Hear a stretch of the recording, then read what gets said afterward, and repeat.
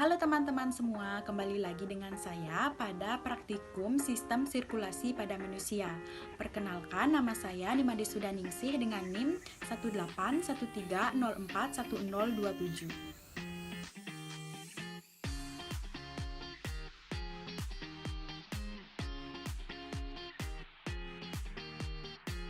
Baik, pada kegiatan 4 ini saya akan membahas mengenai golongan darah.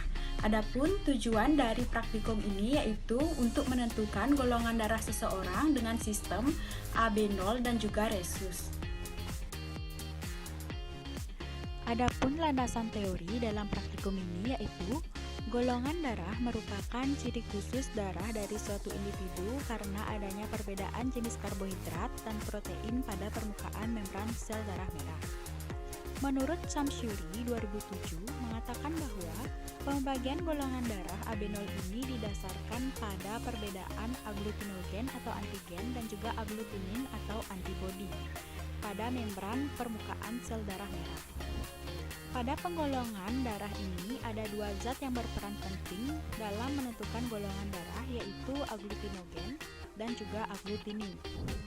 Sel darah merah memiliki salah satu dari antigen A, B, AB atau tidak sama sekali pada permukaan sel tersebut. Golongan darah A memiliki antigen A, golongan darah B memiliki antigen B, dan golongan darah AB memiliki antigen A dan B.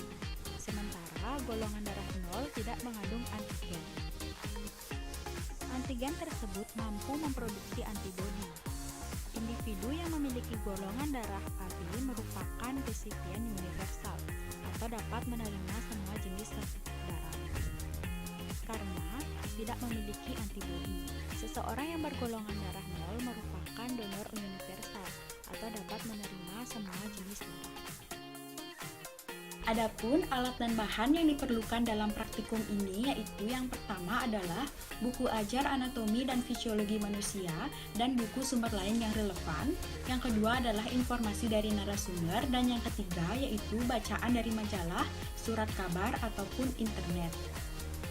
Selanjutnya, untuk prosedur kerjanya yaitu menjawab pertanyaan yang disediakan berdasarkan informasi yang sudah didapatkan pada buku ajar, narasumber, dan bacaan dari majalah, surat kabar, maupun internet.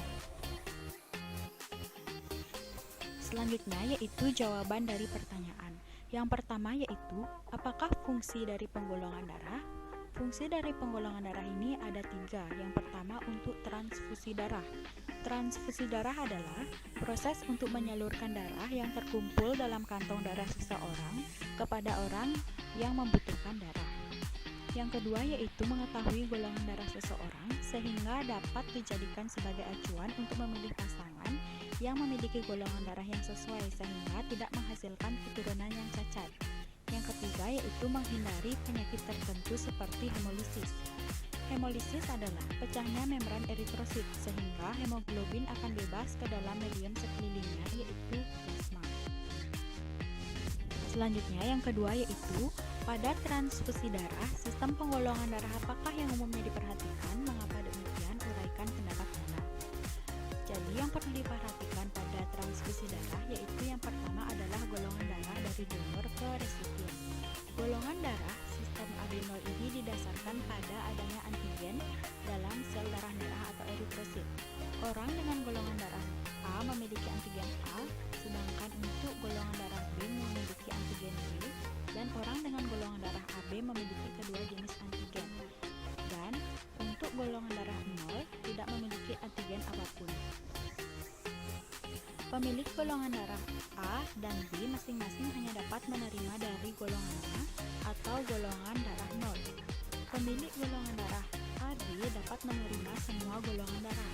Pemilik golongan darah 0 hanya dapat menerima dari golongan darah 0 saja. Selain sistem AB0 ini juga ada sistem resus berdasarkan ada tidaknya antigen resus pada dinding sel darah merah seseorang. Orang dengan golongan darah resus positif dan juga negatif hanya dapat menerima dari golongan yang sama. Selanjutnya, hal-hal yang perlu diperhatikan yaitu ada atau tidaknya penyakit dalam darah. Selanjutnya ada komponen darah yang ditransfusikan. Selanjutnya ada volume darah yang dibutuhkan, dan yang terakhir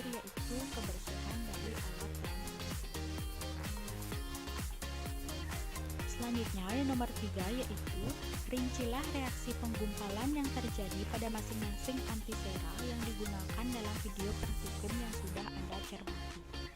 Jawabannya yaitu yang pertama adalah menentukan golongan darah AB0. Ini dapat dilihat pada gambar di bawah.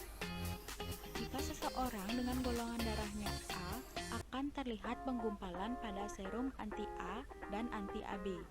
Jika seseorang dengan golongan darahnya B, akan terlihat penggumpalan pada serum anti-B dan anti-AB.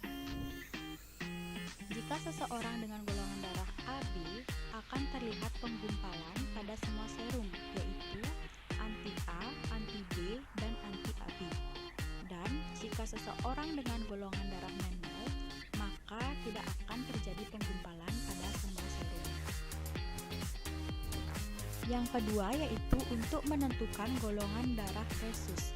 Dapat dilihat juga pada gambar di bawah, yaitu jika terjadi penggumpalan pada antiresus, maka golongan darah seseorang yaitu RH positif.